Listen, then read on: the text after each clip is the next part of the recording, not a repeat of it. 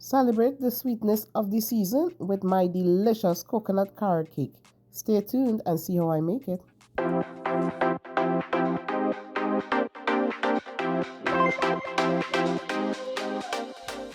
So this coconut carrot cake is one of the easiest cake that you can ever make. So right now I have some vegetable oil. I'm putting in some brown sugar in there and I'm going to make that dissolve really well. Once that is mixed in, you're going to add your eggs. Now you can find the full recipe in the description of this video.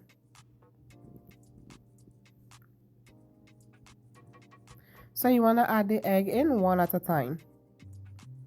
So I'm just using my whisk to do that. You can also use a cake mixer for this. I didn't want to just bring out my cake mixer. I was a little lazy, so I'm using my whisk, which is pretty easy also. It's just a little more work. So once that egg is all mixed in, we're going to start adding in our vanilla extract. After putting in the vanilla extract, we're going to start preparing our dry ingredients. So I have my flour here. Now I'm going to add in my baking powder and baking soda. They're both inside there together, side by side. So I'm just going to pour that in.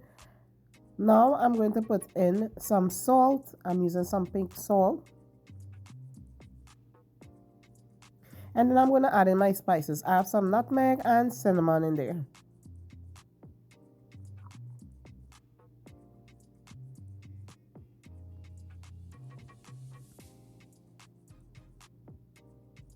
Now I'm just going to mix this really well.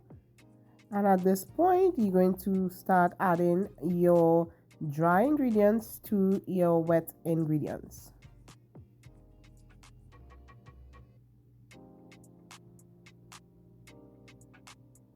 So again, I'm using my whisk because this is easy, but by all means use your cake mixer. It will be a lot easier and faster. So once you get all the dry flour out of that, so I'm putting the flour in parts. I'm putting it in thirds. So this is the first set, and then I'm going to put a little more because you want this to mix in properly.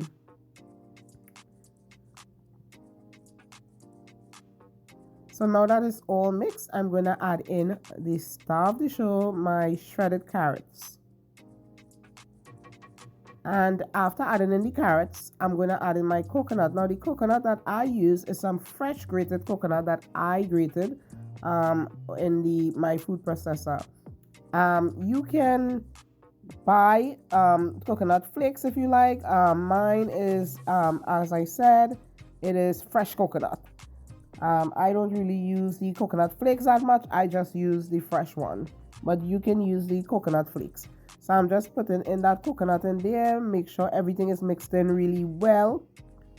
Once everything is mixed in, we're going to line 2 cake pans with a parchment paper. I sprayed the bottom of the pan first, put in the parchment paper, and then I took some flour and just kind of dust it so that it won't stick. So once that is done, you're going to divide this into the 2 pans. You see the flour in there? I floured it a little. So you're going to put this in there equally. And then you're going to bake this in the oven at 350. Mine baked for about an hour. It all depends on your oven and the type of oven you have. You know, some people have convection ovens. So it all depends on the oven that you have at home.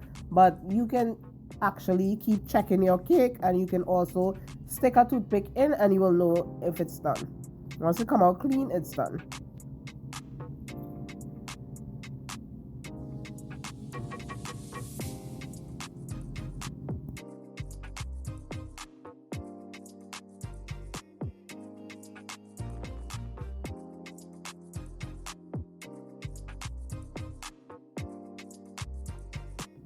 So while the cake is baking, I am going to start working on my cream cheese frosting.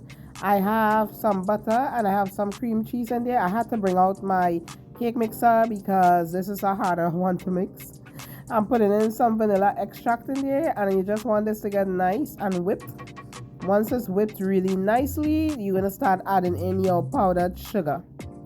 This is pretty easy also. It's not a lot to this recipe. So you just want this to get nice and fluffy and creamy, and once that is done, you are ready to put this on your cake. Now if it feels a little too thick like mine did, you can put a little bit of heavy whipping cream in there, just a little, not too much. So now that my cake was out of the oven and it cooled down, make sure this cooled down all the way, I'm decorating my cake. So I'm doing a layered cake. So I am putting one of the cake down first, and I spread it with the cream cheese frosting, and then I'm going to take the rest of the cream cheese frosting and just frost the whole thing. You can frost it however you like. You could frost the whole thing, all the sides like I did, or you can just frost the top. It's all up to you. And then I decorated it with these little cute little bunnies and carrots because it's Easter. And yeah, so this is my finished cake. I really hope that you guys try this recipe. Please like, subscribe, and share this video. And let me know how this cake came out with the coconut in there. You can also omit the coconut and just do a carrot cake. But this was very delicious. I really enjoyed this. I shared it with others and they enjoyed it. So let's dig in and see what it tastes like. I'm going to show you the inside.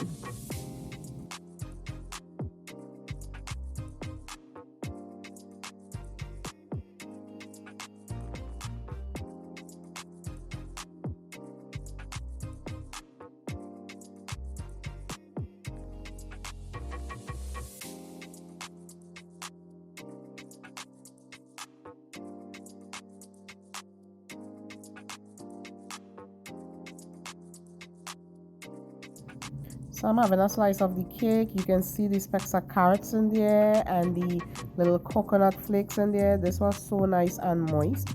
It was a really, really great recipe.